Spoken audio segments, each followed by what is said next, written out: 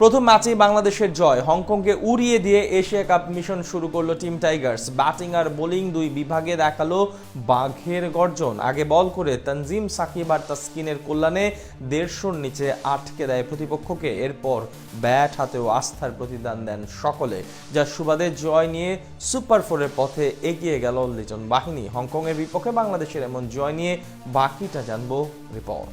বাঘের মতোই এশিয়া কাপের মূল পর্ব শুরু করলো বাংলাদেশ। বোলিং ব্যাটিং উভয় বিভাগে দাপট দেখালো লিটন বাহিনী। যেমনটা ভক্তরা চেয়েছিল সেভাবেই খেলেছেন সবাই।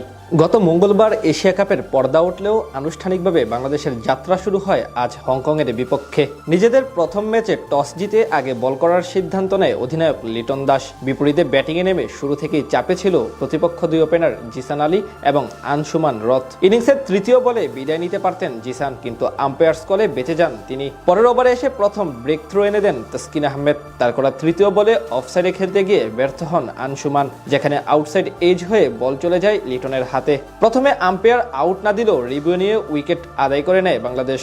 প্রাথমিক ধাক্কা সামলে রানের গতি বাড়ানোর চেষ্টা করেন অভিজ্ঞ বাবর হায়াত, কিন্তু তাকে বেশিক্ষণ টিকতে দেননি তানজিম সাকিব। আগের বলে ছক্কা হজম করে পরের ডেলিভারিতে ডিরেক্ট বোল্ড হয়ে বাবরকে সাজঘরে ফিরান এই টাইগার পেসার। পাওয়ার প্লেতে হংকংয়ের সংগ্রহ দ্বারায় 2 উইকেটে 34 রান।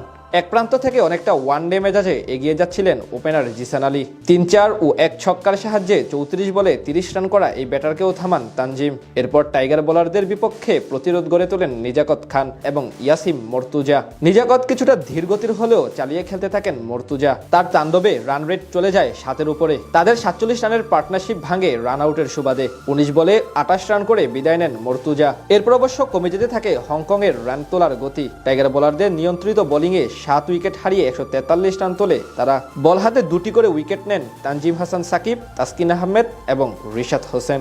জবাবে ইনজুরি নিয়েই মাঠে নামেন টাইগার ওপেনার পারভেজ হোসেন ইমন। তার সাথে আসেন তানজিদ তামিম। তিনি অবশ্য ছিলেন কিছুটা ধীরগতির, তবে নিজের স্বভাব অনুযায়ী ব্যাট চালাতে থাকেন ইমন। যদিও বেশি দূর আগায়নি সেই পার্টনারশিপ। তৃতীয় ওভারে আয়ুষ শুক্লার ফুল লেন্থের স্লোয়ার ডেলিভারি উইয়ে মারতে গিয়ে ক্যাচ আউট হন 14 বলে 19 রান করা ইমন। সঙ্গী হারানোর খানিক পর একই পথ ধরেন তানজিদ তামিম।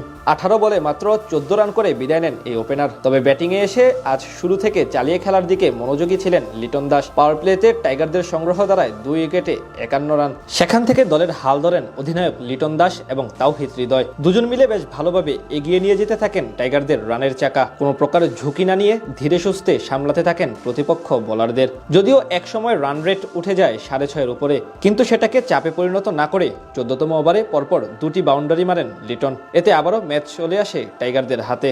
এরপর আর কোনো বড় ধরনের বিপদ আসতে দেননি এই দুইজন, অর্থাৎ সহজ জয় নিয়ে মাঠ ছাড়ে বাংলাদেশ, যার সুবাদে সুপার ফোরে 1 পা দিয়ে রাখলো টিম টাইগার্স। এদিকে টানা 2 ম্যাচ হেরে টুর্নামেন্ট থেকে সবার আগে ছিটকে গেল হংকং ক্রিকেট দল।